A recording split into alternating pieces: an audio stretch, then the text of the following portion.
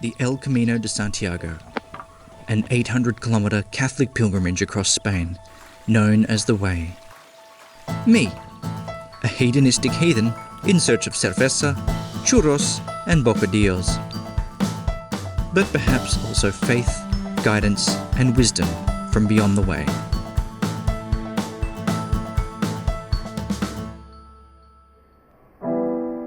Some days, the sun doesn't rise in your heart. I've been sobbing like a baby for the last hour. And all the world's majesty falls short in its embrace of your spirit, leaving the raw, tainted reality of existence silently scorching your soul. My old companion, depression, has joined my pilgrimage, and it brings with it all the anxiety, fear, and self-loathing that my usually rational self holds at bay. As one of my favourite thinkers, Alain de Botton, so perfectly phrased it, "To my enemies, I hate myself more than you ever could."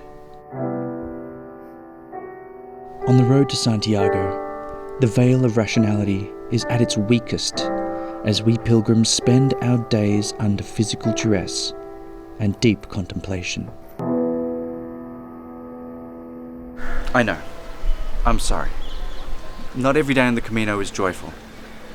But every day you do meet wise people with their own struggles.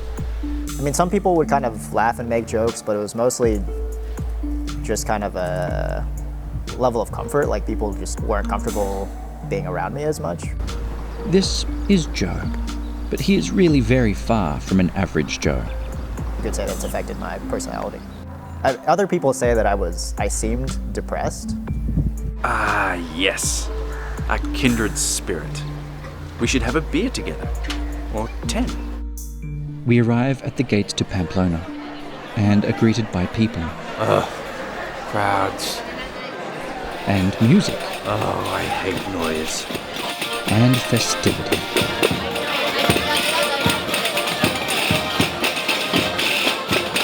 But the energy and excitement of this day is lost in translation, and all I experience is an ocean of noise riding an endless wave of bodies.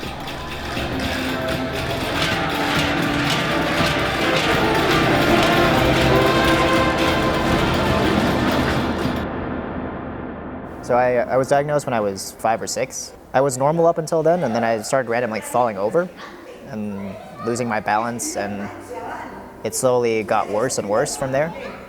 And it is at this point that Joe reveals his strength as he slowly, patiently pushes through the crowds and past his disability. The spina bifida is a neurological condition. It basically causes nerve damage in whatever level of the spine that the problem is. So I've lost sensation and control of a portion of the muscles and everything below my waist. Like my calf muscles are gone, I can't really feel or move my feet very well. Now, I'm not saying that our situations are the same, but I am saying that we are both in a position to be limited by our own beliefs. And that's a place that my mind likes to stay. But Joe? I wear these plastic braces, which give me support, and so I'm able to basically do whatever I want. I can't really run, but I can walk fine and obviously climb mountains and walk hundreds of kilometers. So obviously you can walk hundreds of kilometers. This kid. My Camino starting in San Juan is more a continuation of my first one than really a second Camino, because I only did a section of it. Having this disability, I wasn't sure that I could physically actually do it. You know, I went 400 kilometers by the end of it, over 28 days. I realized that I could do it, and I could push my body way farther than I ever thought possible. And that's really the point, isn't it?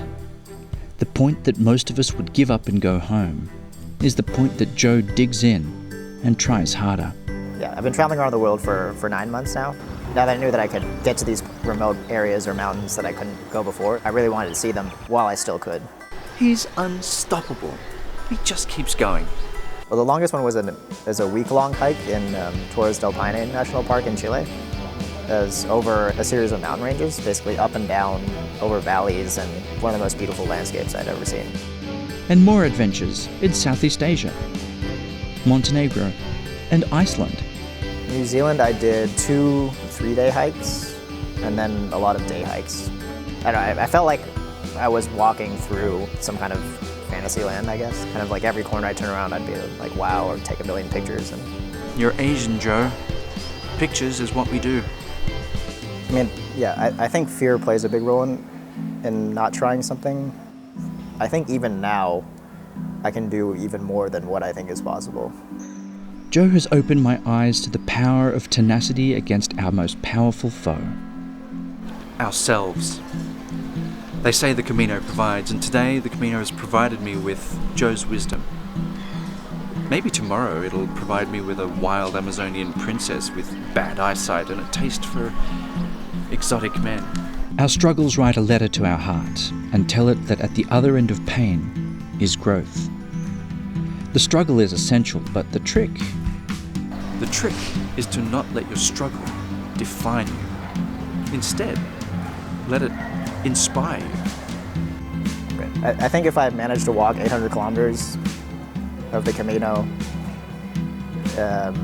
it'll definitely be inspirational to myself for in the future if I think that I can't do something, and I hope that maybe for other people it will be too.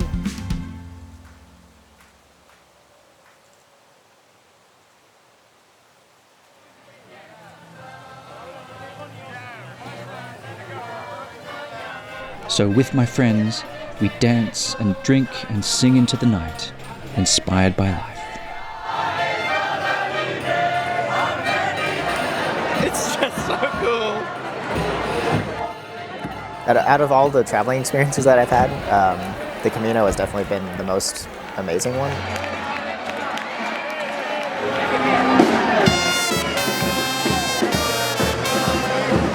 Not only in the sense of what I accomplished and realized about myself, but also in the people that I met.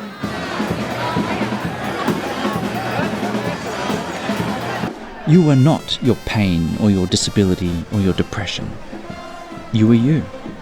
Perfectly imperfect you.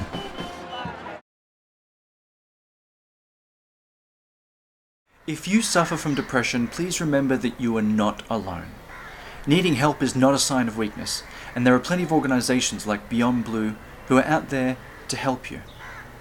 As always, please like and comment, but today please share this film with someone whose soul needs a hug.